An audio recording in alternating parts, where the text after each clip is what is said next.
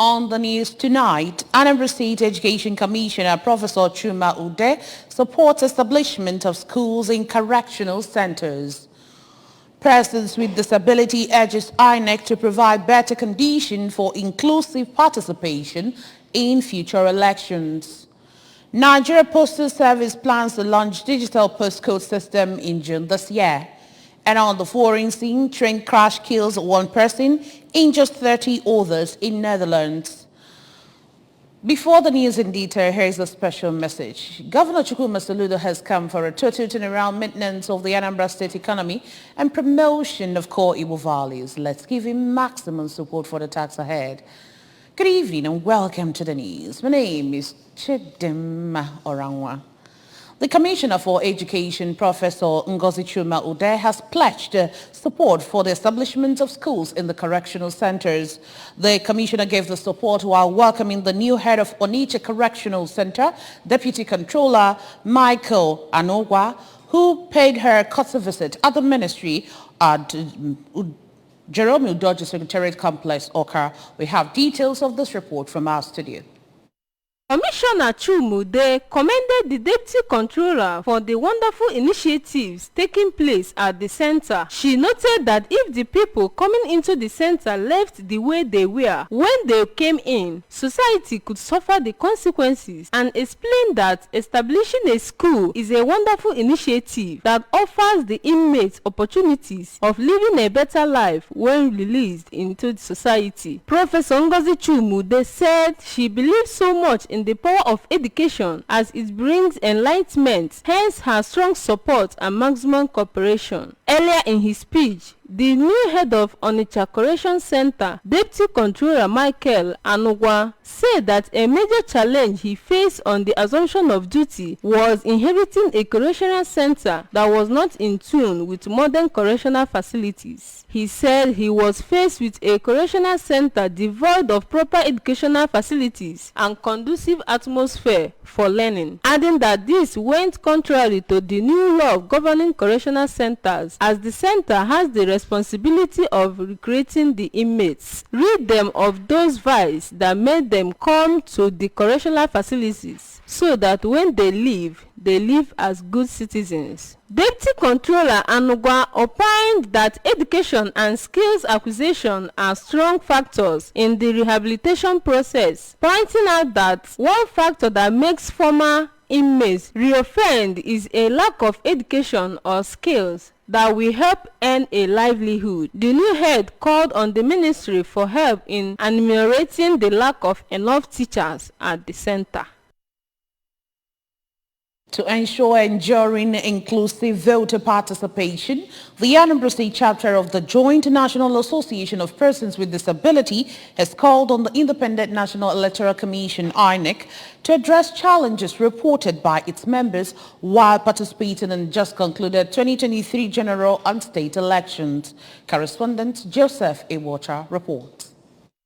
The challenges, according to a statement by the state chairman of the association, Comrade Ugochukwu Okeke, and the State Publicity Secretary, Comrade Chidimma Ajemba, included lack of accessibility to some facilities where polling units are located by the physically challenged persons, especially wheelchair users, lack of sign language interpreters for the deaf voters, and unavailability of EC40H and EC30E forms. Others were unavailability of Braille ballot papers for the visually impaired voters, unavailability of magnifying glasses for persons with albinism, and lack of cooperation by some INEC ad hoc staff. The association explained that aside marrying efforts and ensuring enduring inclusive voter participation, the challenges mentioned can lead to voter apathy if not followed up by appropriate remedial actions. Jonah Pitt, however, commended INEC for fulfilling its earlier promises of ensuring that no person with disability was disenfranchised and priority attention to its members during the exercise,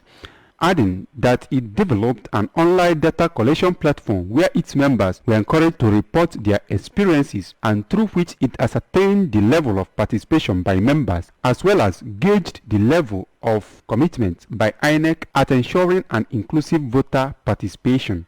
On Governor Soludo's 1 year in office, Jonapid observed that there are conscious efforts to make Anambra livable and prosperous, as well as leave a legacy of good governance. It appreciated Governor Soludo for employment of some persons with disabilities in the last employment exercise and expresses hope for more accessible and inclusive programs and activities of the Soludo administration that will benefit the Anambra in general and people with disabilities in particular. Ndibo in Lagos State have received commendations for their decision to commence relocation of some of their key businesses to Southeastern region. Speaking in Awka, the Vice President of Ohanese Ndibo Worldwide, Chief Damian Okeke Ogene, said the move is a good response to the incessant call of the state government and Ohanese Ndibo to Ndi Anambra living outside the state to enhance the think-home philosophy to protect their future. We have details of this report from our studio. Chief Okeke Ogene said the decision is very timely and should be emulated by Ndibo living in other parts of the country to reduce the burden of loss suffered through targeted attacks in some parts of the country. He noted that Southeast states have strategic and viable markets that can attract patronage from various parts of the world and contribute in scaling up development of the region. He expressed satisfaction that the recent bills signed by President Muhammadu Buhari have invested more powers on states on infrastructural development and stressed the need for quality routes on interconnecting states in the southeast, international airports, railways, and seaports to facilitate the expected high volume of trade and commerce, while advocating strong partnership between government and the private sector on infrastructural development. Chief Okeke Ogene noted that with adequate power supply, the zone has the needed demand power to effectively drive businesses and accelerate industrial development. In furtherance to the ongoing campaign for a clean, green and sustainable Anambra State, the transition chairman of Awka South local government area, Mr. Thangod Anago, has inaugurated an exercise for the desalting of drainages within the local government area. Blessing Uchendo has details.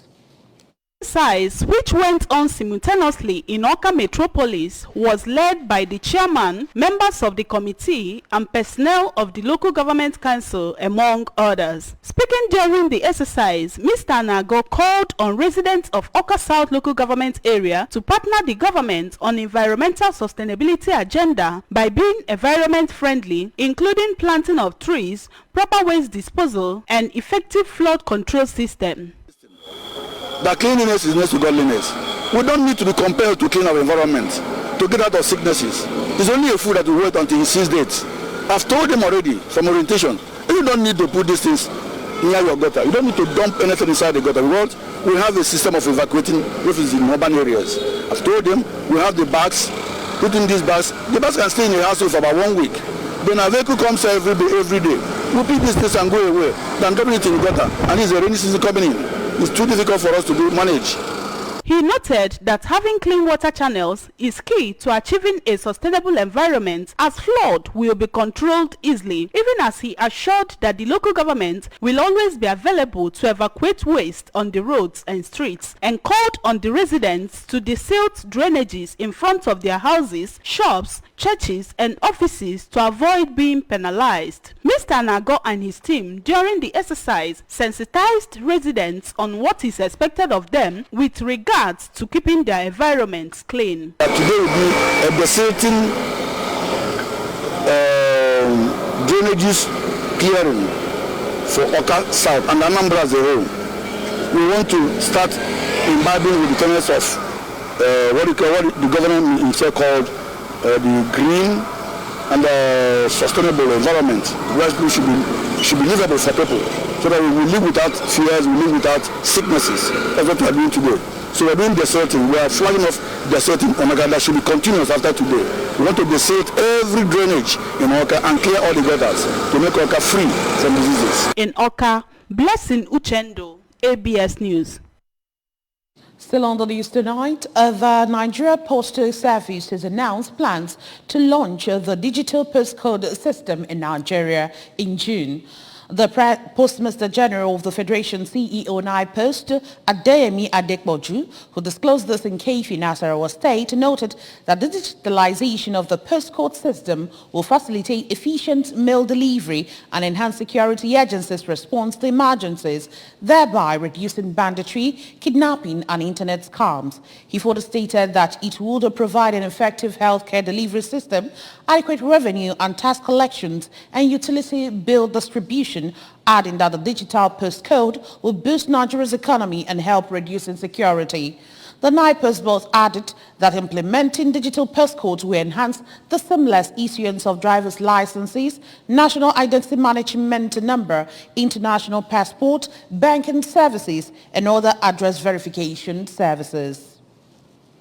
Organization of Petroleum Exporting Countries OPEC has announced that it will reduce its output further by some 1.6 million barrels daily. With new quote, the total output reduction amount from the Organization of Petroleum Exporting Countries will come in at 3.66 million barrels daily, or 3.7% of global oil demand. Meanwhile, Russia said it will extend the production cut of 5,000 barrels per day it announced earlier this year until the end of 2023. The United States administration expectedly criticized the move, saying it is not the time to cut production.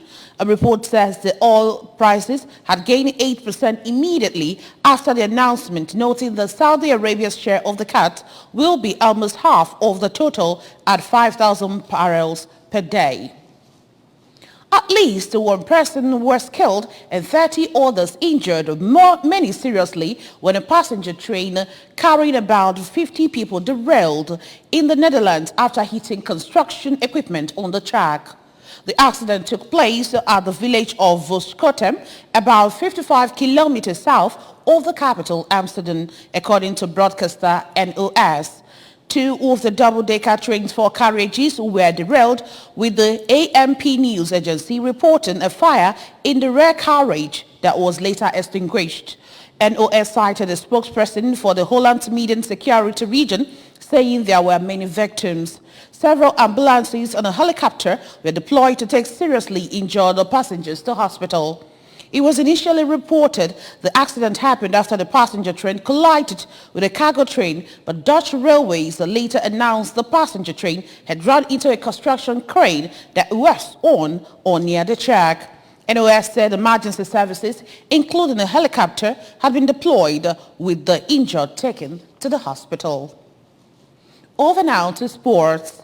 A few days after the withdrawal of the Under-20 World Cup from Indonesia, the World Soccer ruling body has announced the withdrawal of the Under-17 World Cup from Peru.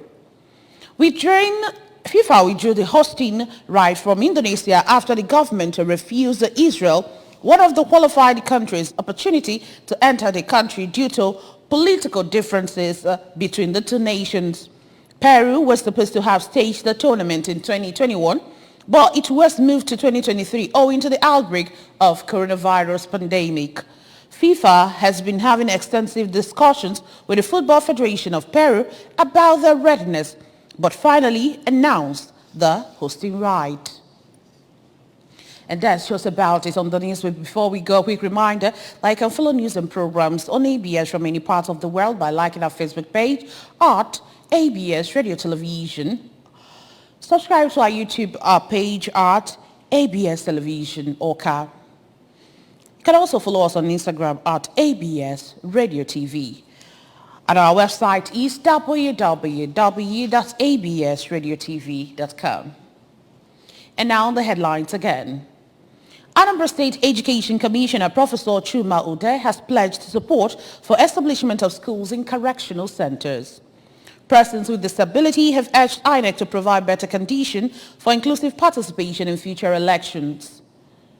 Nigeria Postal Service is planning to launch digital postcode system in June this year. And we also told you on the foreign scene that train crash has killed one person, injured 30 others in Netherlands. Remember that Governor Chukwuma Soludo has come for a turn around maintenance of the Anambra State economy and the promotion of core Igbo values. Let's give him maximum support for the task ahead. And that's it on the news tonight. Many thanks for joining us. My name is Chidimma Oranwa. Good night.